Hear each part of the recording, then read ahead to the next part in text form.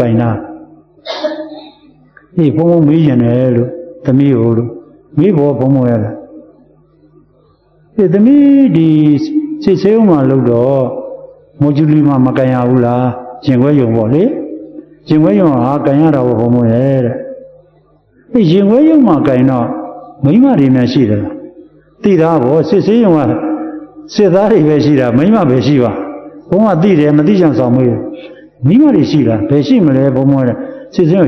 စစ်သားတွေဆိုတော့စစ်သားတွေပဲရှိတယ်တဲ့ဒါနဲ့အဲ့ရင်ဝဲယုံတော့အဲ့စစ်သားတွေဟာဒီဘောင်းကြီးစစ်ဖို့စစ်စားနေတယ်လားသူတို့အဲ့လိုရှိသလားဘယ်ရှိမလဲဆရာတော်ကကုတ်တုံးလုံးနေပေါ့ဘုံဘုံကရှောက်ပြီးတော့လေကာဘာနဲ့လှုပ်လို့မေးသွားတာသူ့ကိုမေးကြည့်တယ်ဒါဖြင့်အမျိုးတို့ကအဲ့ဒါဘာလို့อ่ะအထဲမှာရင်ခွဲရတယ်ကြည်စံပဲဝင်သွားတယ်သူ့ရဲ့အသေးတွေနှလုံးတွေမှာဒီလိုစစ်ရတယ်တဲ့ဒါဘယ်နည်းလို့ဆရာသူတို့တိုက်ပွဲကြလာတာလို့ဝင်လင်းပြလာလို့ဆိုအားချင်းဒီမှာစစ်ရတယ်တဲ့တည်တဲ့ပုဂ္ဂိုလ်ကြီးအဲ့ဒီတော့ယောက်ျားတွေအကြောင်းသမီးအကုန်သိတာဗောဘုံဘုံပြောပြဒီယောက်ျားတွေကိုသူချင်းခွဲရတယ်အမျိုးမျိုးကိုခွဲပြရတယ်အရေကုန်တွေခွာတယ်နှလုံးတွေကိုင်းတယ်အသေးတွေနှလုံးတွေကိုသူတို့သေချာကြည်ပင်နာရှိပေါက်သွားတယ်ဆိုရှားရတယ်အဲ့ဒါလိုလုပ်တယ်အကုန်လုံးကိုတပည့်တို့လုပ်ရတော့ဗောဗျာတဲ့ဒါတွေအကုန်သိတယ်ဟိုတကယ်သိတာဗောဗျာဒါဖြင့်နင်တကယ်သိဘာဖြစ်လို့တန့်စင်ယူတယ်လဲသူ့ယောက်ျားတန့်စင်ကိုနိုင်ငံခြားသမောမှာလုပ်နေတယ်ဟိုနဲ့အင်ဂျင်နီယာကျုံးနဲ့လုပ်နေတယ်တန့်စင်ဘာလို့ယူတယ်လဲဆိုဟာဘုံဘုံကလည်းတဲ့ဒါသဘောတရားရပဲတဲ့ဒီရင်ခွဲတာသဘောတရားရပဲဘုံသဘောပေါက်သွားအိုးကြည်စမ်းနှလုံးသွင်းလေးတစ်ချက်လွဲလိုက်တာနဲ့ဒီဘက်မှာတကယ်တန်ဝေပါကြီးရပြီးတော့ဖြစ်သွားမှာမဖြစ်နိုင်ဘူးသူကဘာလဲယာရုတက်ရှိရေးဓာရီတိလန်ရဲ့စာမုန်းအောင်ဖို့ယာရုရဖို့ဓာရီတက်အောင်လုပ်ဖို့တာသူပါတယ်တန်ဝေကညာမပါဘူးဟောဒီလိုငါလည်းတရားအောင်မှာပါလားဒီလိုပဲယောက်ျားတွေဆိုတော့ဘာမှမဟုတ်ပါလားသိဖို့သားဖို့တရားနဲ့ဒီလိုဟိုယွန်စရာကောင်းတဲ့အရာတွေပါလဲသူဒါမတွေ့ဘူးယွန်စရာလည်းသူတို့မတွေ့ဘူးဟောလေသူတို့ရဲ့ပညာအရအလုံငန်းသဘောတရားအရဒါအလုံးလုံးနေတာသူတို့မှာနှလုံးသွင်းလေးကွာသွားတာဟောသွားတယ်အဲ့ဒီတော့မှဘုံဘုံလဲဒါဖြင့်လူတွေကနှလုံးသွင်းလေးကွာတာပဲအယူဆလေးတစ်ချက်လွဲသွားရောဘာဖြစ်လို့လဲဆိုတော့ဒီအနီးနားလေးမှာတော့မှဒီလွဲနေအဝေးရရင်အများကြီးလွဲသွားတယ်ဘာလဲဆိုတော့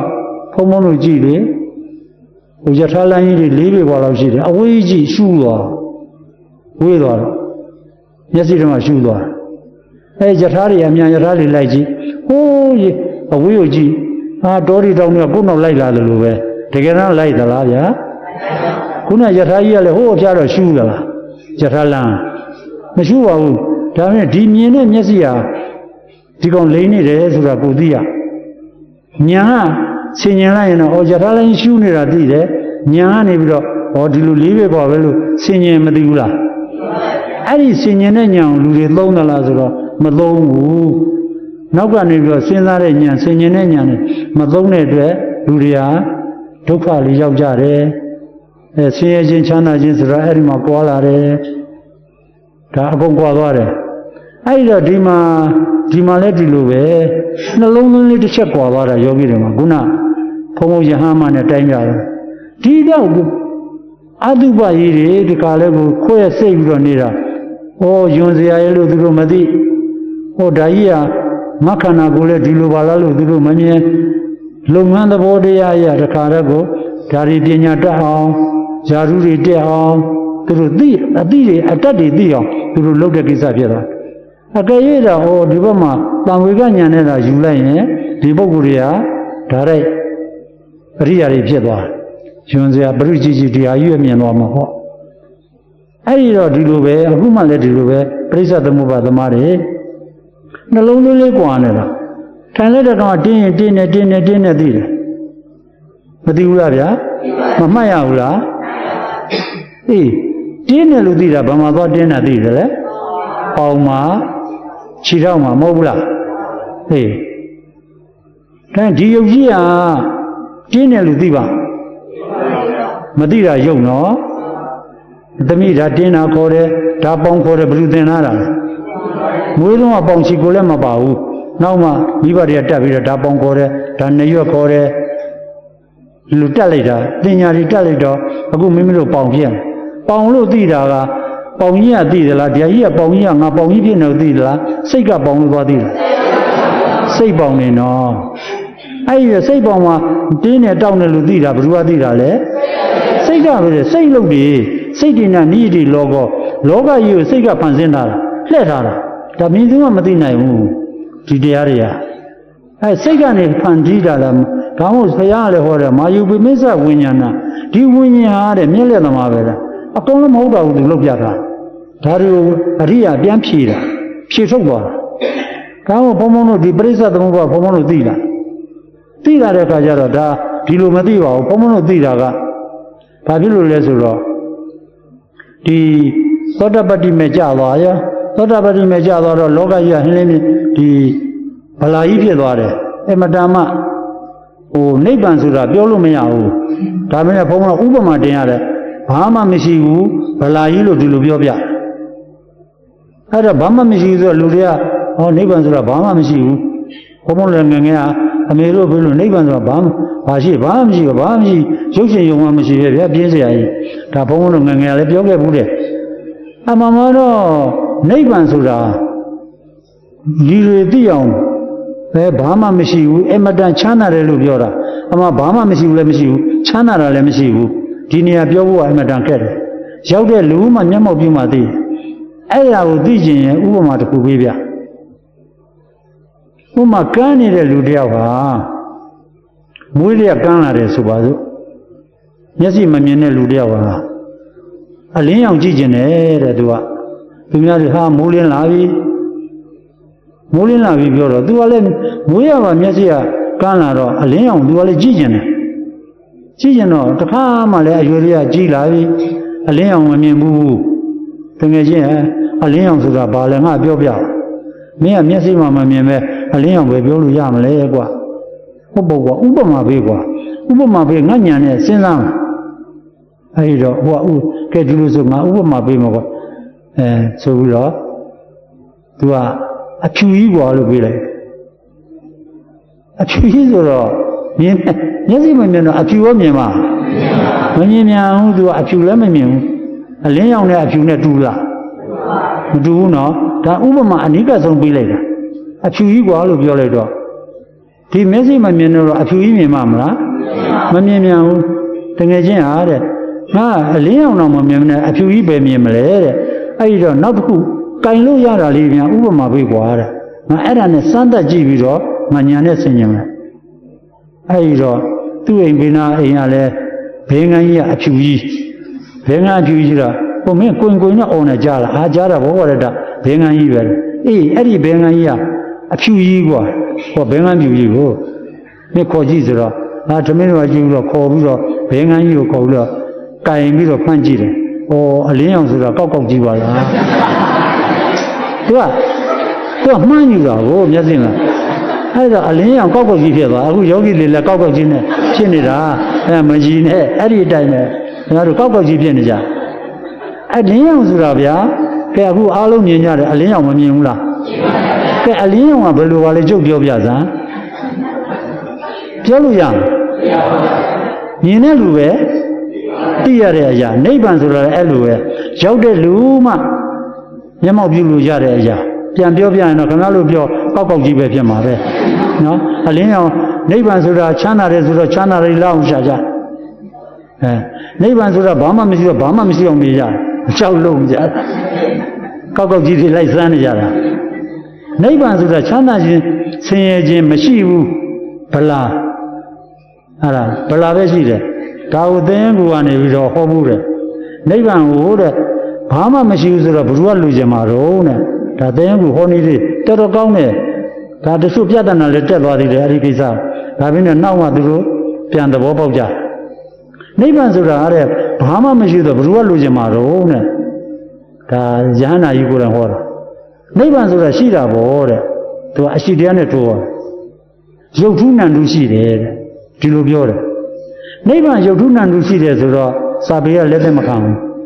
ရုပ်ထုနာနုရှိတယ်ဆိုတော့လက်သက်မခံတော့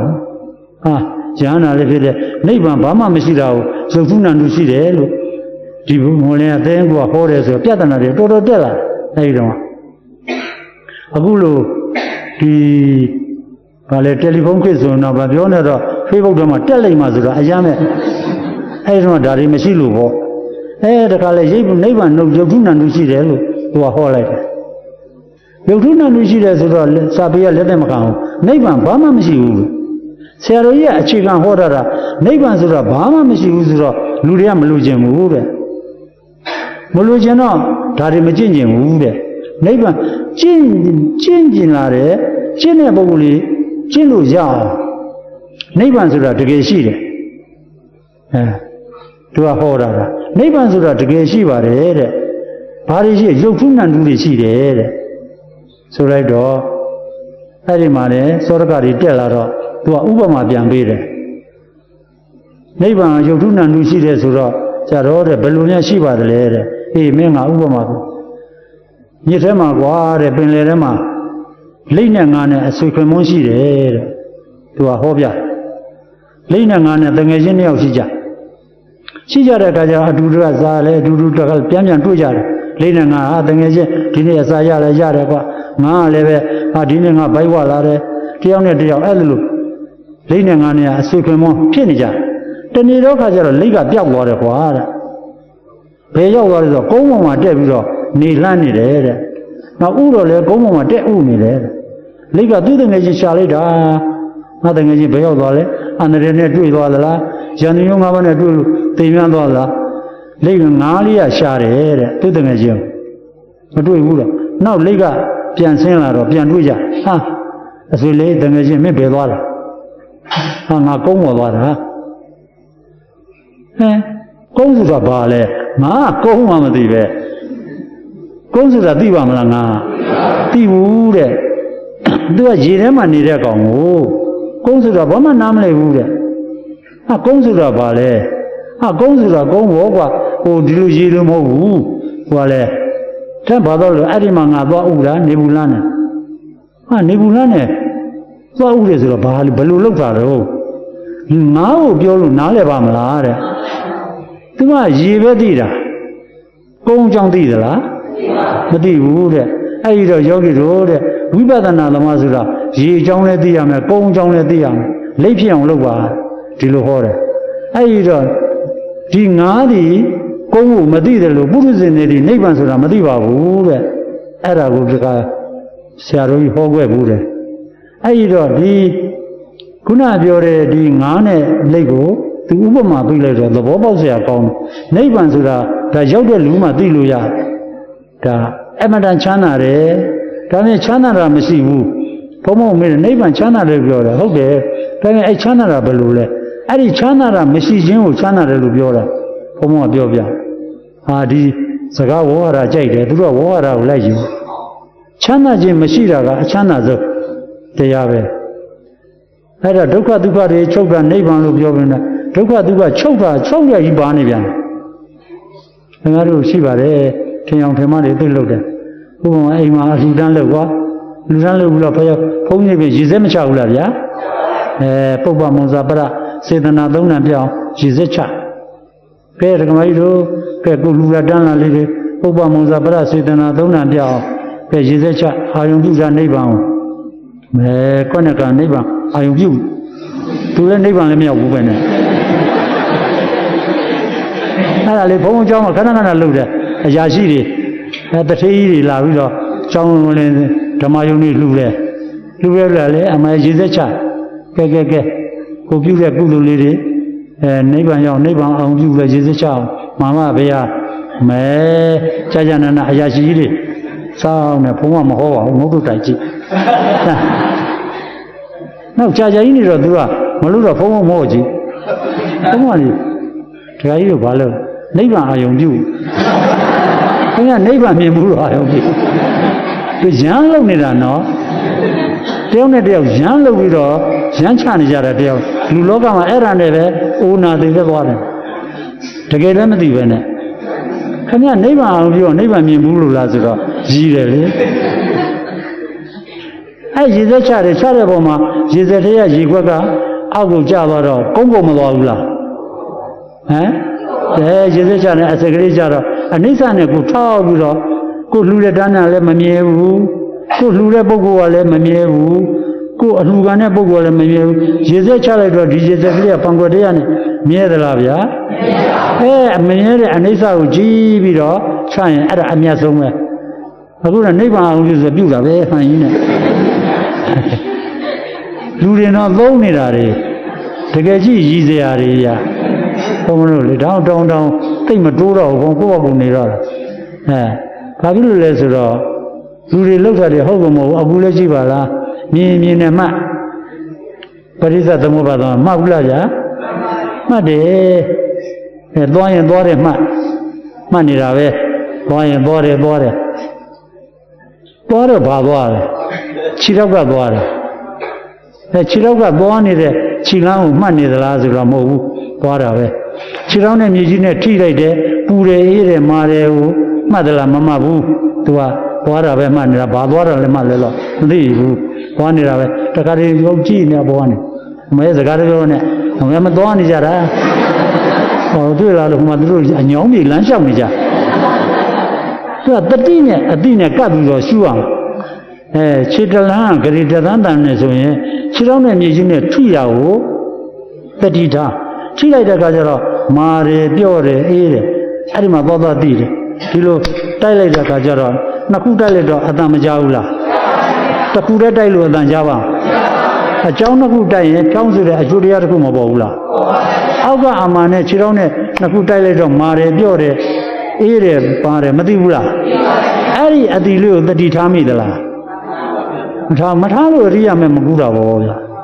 ထားရင်ဒါတွေကဓာရိတ်သွားတယ်နော်နှလုံးသွင်းတတ်ဖို့ဘုံဘုံဟောတာပါအခုလဲဝေဒနာတင်းနဲ့တောင်းနဲ့ဘယ်သူမှဖြစ်လဲ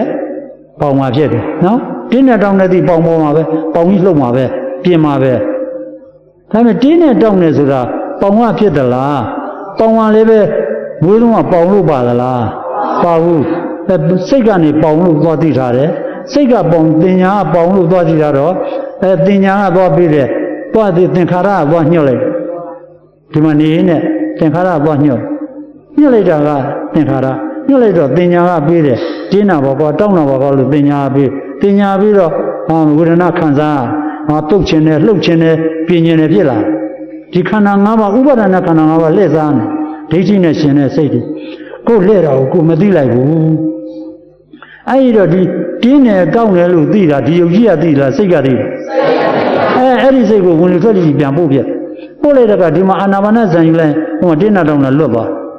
ဟိုကတင်းနာတောင်းတာမဟုတ်စိတ်ကသွားညွတ်မှတင်းနာတောင်းတာသိတာလောက်ကြည့်မယုံရင်အခုစကန်းနေရှိသေးတယ်ချူပြီးတော့ကြည့်သူသွားညွတ်မှတင်းနာတောင်းနေတယ်သူမညွတ်ရင်တင်းနာတောင်းတာသိပါပေါင်ချီကိုလည်းကဟိုကတင်းနာမဟုတ်ဘူးသူစိတ်ကသွားညွတ်လို့တင်းနာတောင်းတာဒီစိတ်တွေမှာလောကကြီးရှိနေတယ်အဲ့ဒီနံတရားကိုမိအောင်တမာတိနဲ့အာနာပါနနဲ့ထိညာအကဲ့သွားကြသွားလေတင်းနဲ့တောင်းနဲ့မသိနဲ့ဝေဒနာလို့ရရှုရုပ်ဝေဒနာတင်းနာပေါ်လဲဝေဒနာတောင်းနာပေါ်လဲဝေဒနာအဲ့ဒါလို့ဒလစက်တာရှုပို့တင်းလာလဲပို့ဝေဒနာကလည်းရှုတာရှုနောက်ဘဆိုဝေဒနာလဲချုပ်တော့နိဗ္ဗာန်နဲ့ပြပြင်းသွားတွေ့လိုက်ဒါဘုံဘုံပြောစရာမလိုအဲ့လိုလမ်းဆုံးအောင်တထိုင်နဲ့ဒီညတထိုင်ကိုသေးသေးချာချာရှုကြည့်ရအောင်အားလုံးလက်ဟုတ်ချီနမောတတသုံးချိန်ဆုံးမဲ့